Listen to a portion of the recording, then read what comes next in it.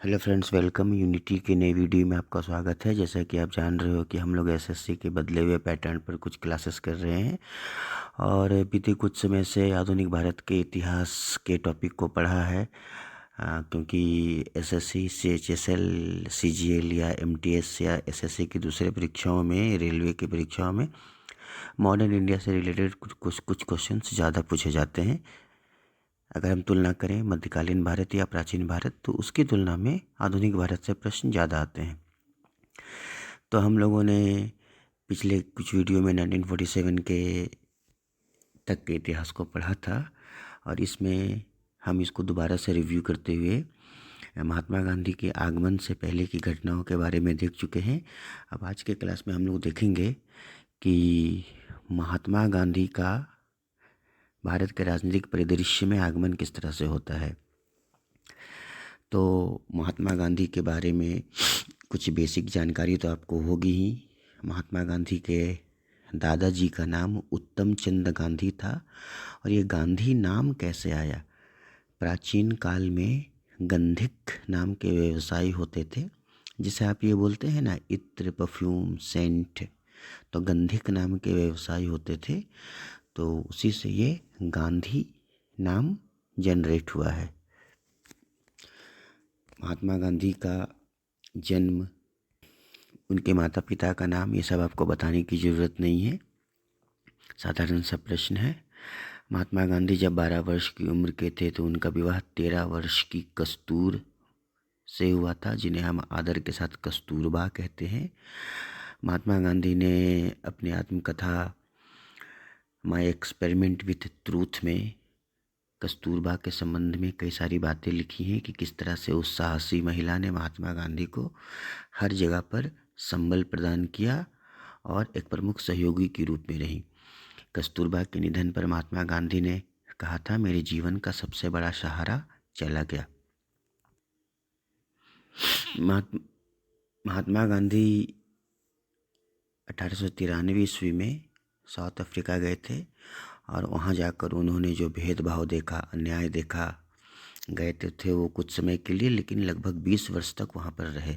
हाँ, ये ज़रूर है कि इस क्रम में वो भारत भी लौटे थे, लेकिन वो दोबारा वापस साउथ अफ्रीका चले जाते थे और 9 जनवरी 1915 ईस्वी को वो स्थायी रूप से भारत लौटे। यहाँ पर एक बड़ा ही इंटरेस्टिंग सा क्वेश्चन आता है कभी कभी परीक्षाओं में कि महात्मा गांधी ने भारत के अलावा कितने देशों की यात्राएं की थी। तो 2 देश तो आप जानते ही हो। महात्मा गांधी साउथ अफ्रीका गए थे, उसके बाद फिर वो लंदन में रहकर पढ़े भी थे, इंग्लैंड में रहकर पढ़े भी थे। साथ के साथ महात्मा गांधी श्रीलंका की यात्रा पर भी गए थे। ये शायद बहुत कम लोगों को जानकारी है। तो महात्मा गांधी ने साउथ अफ्रीका में, दक्षिण अफ्रीका में फिनिक्स आश्रम बनाया था। वहीं पर उन्होंने टॉलस्टॉय फॉर्म बनाया था और उन्होंने साउथ अफ्रीका में इंडियन ओपिनियन नाम का न्यूज़पेपर पब्लिश किया था, जिसके एडिटर श्री मनसुख लाल नाजर थे। महात्मा गांधी ने अपने सहयोगी मगन लाल गांधी के सुझाव पर सत्याग्रह शब्द का प्रयोग किया था और गांधी जी ने अपने जीवन का पहला सत्याग्रह साउथ अफ्रीका में ही किया था। 9 जनवरी 1915 को महात्मा भारत वापस लौटते हैं और अपने गुरु श्री गोपाल कृष्ण गोखले के कहने पर उन्होंने 1 वर्ष तक भारत की यात्रा की और बनारस हिंदू विश्वविद्यालय में उन्होंने अपना पहला पब्लिक स्पीच दिया। ये क्वेश्चन आपको कई अलग अलग सेट्स में और एग्जामिनेशन में देखने को मिलेगा कि महात्मा गांधी का पहला पब्लिक स्पीच कहाँ पर हुआ था। महात्मा गांधी से संबंधित कुछ समाचार पत्र और उनकी कुछ किताबें अत्यंत महत्वपूर्ण हैं। जैसे उनकी एक किताब का नाम है ग्रीन बुक, हरी किताब।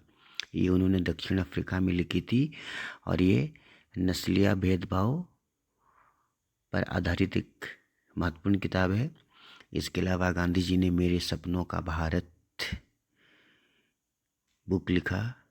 महात्मा गांधी ने सर्वोदय नाम का बुक लिखा। यह सर्वोदय महात्मा गांधी की वास्तविक पुस्तक नहीं है। उन्होंने जॉन रस्किन की बुक अनटू द लास्ट का सर्वोदय के नाम से अनुवाद किया था। और इसी सर्वोदय बुक में महात्मा गांधी जी ने अंत्योदय शब्द का प्रयोग किया था। यहाँ पर अंत्योदय का अर्थ होता है गरीबों में भी जो सबसे ज़्यादा गरीब होता है उसका कल्याण करना हमारी प्राथमिकता होनी चाहिए। मेरे सपनों का भारत एक महत्वपूर्ण किताब है जिसमें महात्मा गांधी ने भविष्य के भारत की कल्पना की है। और उनकी एक और अन्य पुस्तक का नाम हिंद स्वराज है, जो उन्होंने भारत वापस आते समय पानी के जहाज़ पर लिखा था। महात्मा गांधी के समाचार पत्रों में हरिजन, नवविधान और यंग इंडिया प्रमुख हैं। 1917 में उन्होंने साबरमती नदी के किनारे अहमदाबाद में साबरमती आश्रम की स्थापना की। इसी तरह से गांधी जी का एक और दूसरा आश्रम भी है जो उन्होंने 1927 ईस्वी में वर्धा में बनाया था, जिसे सेवाग्राम आश्रम कहते हैं। आप इस बात को अच्छी तरह से समझो। आप जानते भी होंगे कि महात्मा गांधी केवल एक पर्सनालिटी ही नहीं बल्कि अपने आप में एक संस्थान है। प्रख्यात वैज्ञानिक अल्बर्ट आइंस्टीन ने कहा था कि आने वाली पीढ़ियां शायद ही विश्वास करे कि इस धरती पर गांधी जैसा कोई व्यक्ति भी पैदा हुआ था। फ्रांस के प्रख्यात लेखक रोमियो रोला ने गांधी नाम की बुक लिखी है। उसी तरह से लुई फिशर ने अ वीक विथ गांधी पुस्तक लिखी है। महात्मा गांधी के प्रमुख सहयोगी कन्हैयालाल मानिकलाल मुंशी ने आई फॉलो द महात्मा और as I saw the Mahatma book लिखी है। 1948 के जनवरी का महीना था जब बिरला हाउस में, नई दिल्ली के बिरला हाउस में प्रार्थना के लिए जाते समय महात्मा गांधी की हत्या कर दी गई। और जब हमारे पहले प्रधानमंत्री जवाहरलाल नेहरू जी ने महात्मा गांधी की हत्या की न्यूज़ को सुना तो उन्होंने कहा था, हमारे जीवन से प्रकाश चला गया। आप देखोगे कि आज के समय में गांधी जी के आदर्शों का ही प्रयोग हो रहा है, चाहे वो सामाजिक हो या आर्थिक हो। आप कहते हो कि भारत में पंचायत है, ग्राम स्वराज है, तो ये कोई परिकल्पना आज के सरकारों का नहीं है। ये आज़ादी के पहले ही महात्मा गांधी ने ये आइडियोलॉजी दिया था कि भारत का वास्तविक विकास गाँव के विकास से ही संभव है।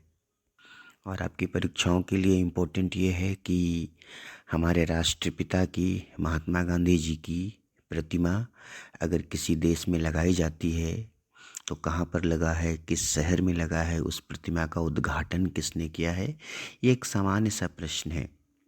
या उस आजकल तो अब ये क्वेश्चन डालने लगे हैं एग्जामिनेशन में कि प्रतिमा की ऊंचाई कितनी है, उसके वास्तुकार कौन है। तो इन सब चीज़ों को ध्यान में रखिएगा।